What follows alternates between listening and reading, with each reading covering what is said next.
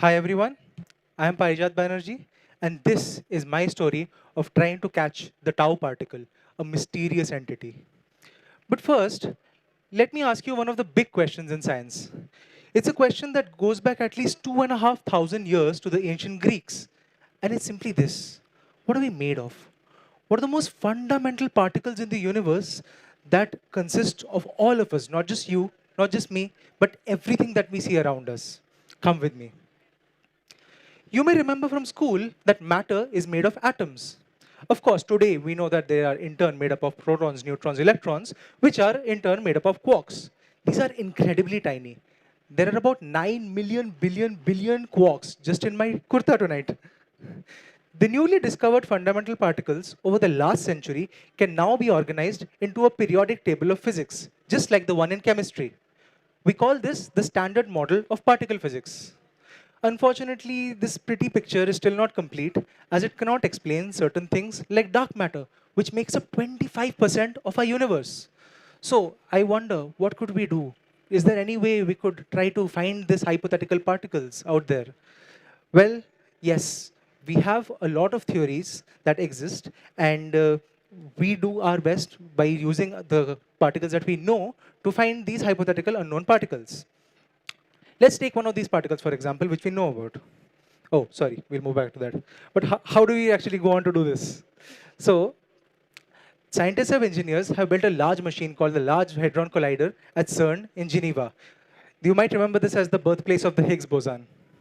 This smashes bunches of protons together at almost the speed of light to produce many particles, some of which we may have never seen before.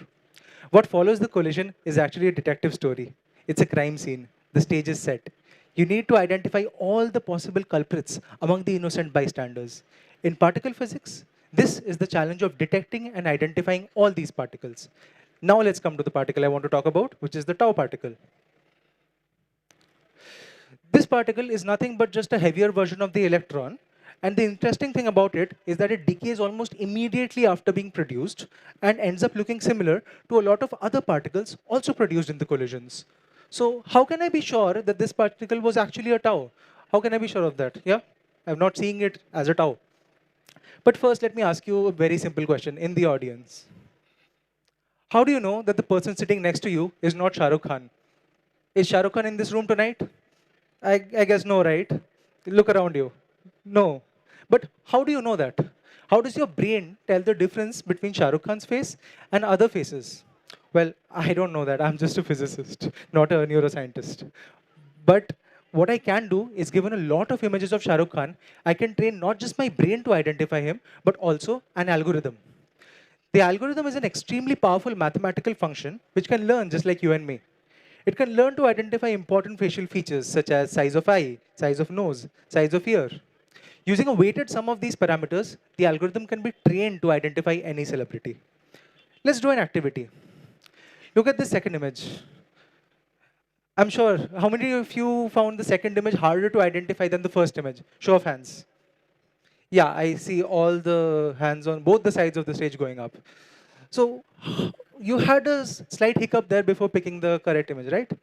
But in exactly the same way, the algorithm that we design, that can also get confused sometimes and select a few lookalikes, which are not the real objects. So how do we deal with this? What do we do about it? So here on stage, I have a bucket with sand. Imagine me in a sandpit looking for gold. And I want to separate all these small pellets of gold from all the junk. This is the sand. I hope you can see. So if I sprinkle them around, what is a good way to separate the two? Here I have a kada. Let me try to use this. Clearly, this will not work as this will not select anything at all. How about I use this glass cup? This correctly selects a lot of the gold, but it also selects the sand. So this will not work either. What we actually need is a Goldilocks sieve, something that selects neither nothing nor everything, but just the right amount. Using this, we can correctly filter the sand and be remaining with only the gold that we are interested in. In almost exactly the same way, I trained an algorithm to distinguish between taus and other objects at very low momentum, and I tuned it to just the right amount. Here are a few variables that I used to train the algorithm, which kind of represents the eyes, ears, and nose of the tau particle. This algorithm is actually nothing but just a neural network, which you might have already come across with in the festival. By carefully training this algorithm, I've successfully increased the identification efficiency of taus by 5%. But what does that mean? 5% doesn't seem like a huge number, right? Well, actually, it is quite a lot. Because 15% of all the CMS experiments run to publications consist of using the tau particle. This makes us more sensitive to not only all the hypothetical all the particles that we know that exist today, but also the particles that we don't know about, such as dark matter, supersymmetry particles, who knows, what else. It also allows us to detect 25% more Higgs bosons from the data than ever before. So, is the story complete? Are we done? Can we all go home? Is physics over? Well, unfortunately not, but we definitely have identified a few suspicious characters. In the last 4 months of my master's thesis, I will continue this detective work, trying to distinguish the sneaky criminals among all the innocent bystanders. And who knows, maybe all that is needed to discover the mysteries of the universe is just a better way to sieve the world. Thank you.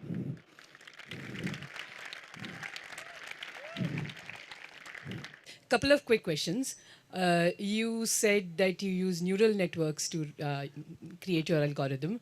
Yes. What other similarities can you draw from the brain to particle physics? Question number one. There's been a lot of talk about useful science, and I have my own strong opinions about that. Can you tell me how you might justify to the audience here how useful your science would be? Okay, so let me answer your first question first. As I said, I am a physicist, not a neuroscientist, so I don't know how the brain works. But to my limited knowledge, it's a bunch of different complex neurons which kind of interact by exchanging electrical signals between them, right? I don't know how that works, but our model of the neural network, you can imagine the all of those nodes that I talked about. Can I go? Okay. The nodes that I had showed in the image, they represent each of those neurons. And the activation of each of those neurons kind of represent, you can imagine that it maps to each of the neurons in the brain, how activated that is. And using a correlation of all those different activation values, it gives you a final binary decision of, okay, was this a real or was it a fake? Coming to your second question about how useful this is, of course, because this is physics, we get this question a lot. But let me ask you this question. Do you use a smartphone? Yeah. So I think everybody in the audience tonight has a smartphone. Do you know how that works?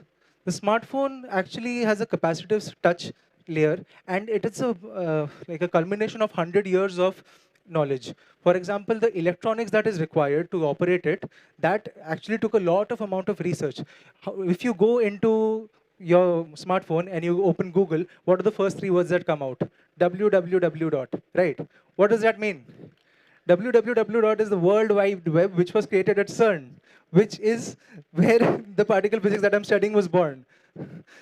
So I think in physics, the science has a way of coming around and benefiting the society in a large, round way.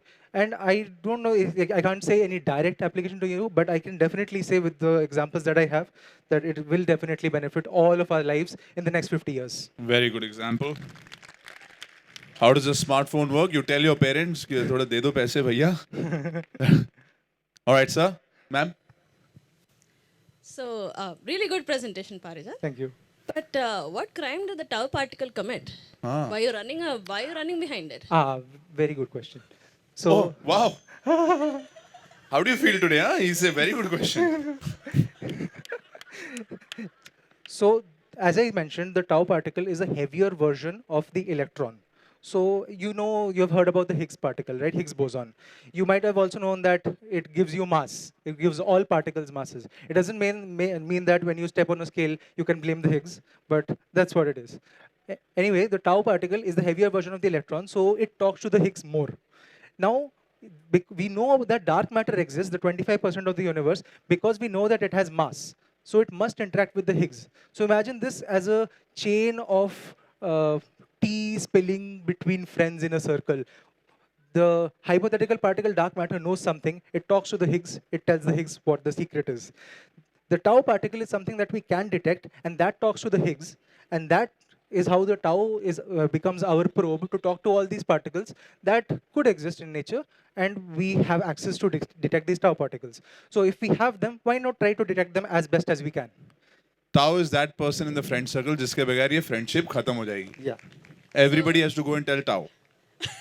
So I have a follow-up question. Yeah. If the tau disappears so fast, Yes. you said the tau is disappearing, is Decays. visible in Yeah. a sense for a very short amount of time. Yes. So how do you take a snapshot at that particular instant? You don't take a snapshot. There are two buttons. Sorry. Oh, you say for him. Sorry. We're trying to keep the questions fun and all, so I thought might as well. Yeah, it's not a snapshot in time, but what it is that it decays. So it decays into a lot of also other particles, which we detect in time with our detectors. And then based on looking at the decay products, we reconstruct and say, ki, okay, ye tau raha hoga. This must have been a tau particle. That's what Wow. we do. We don't track it in time, but yeah. So you're not just a scientific detective, you're also a forensic scientist. Yes, absolutely. So what advice would you give to those of us in the audience that also want to be a very good scientific detective? How do you prepare yourself to be such a great detective? I would say that what is the main thing that is required is to ask the right questions, find the correct group of people who you can interact with that you can learn a lot from, and I definitely have found that group here at IISER. Uh-huh. Yeah, So all of you. That's subtle. you. Such a subtle guy. And the thing is that once you keep asking the right questions and you keep climbing the ladder step by step towards the absolute truth and have fun in the process, which I definitely am. In certain way, do you think science, the way you approach science and things and being a detective is similar? You just keep asking questions. You're like, why is this possible? How did this happen? So, a very pertinent question. Anybody else who wants to ask a question? Very good. The window's down, but now you've done well. Zordar Talia. Thank you. How are you feeling now? As same as before. Tao is good.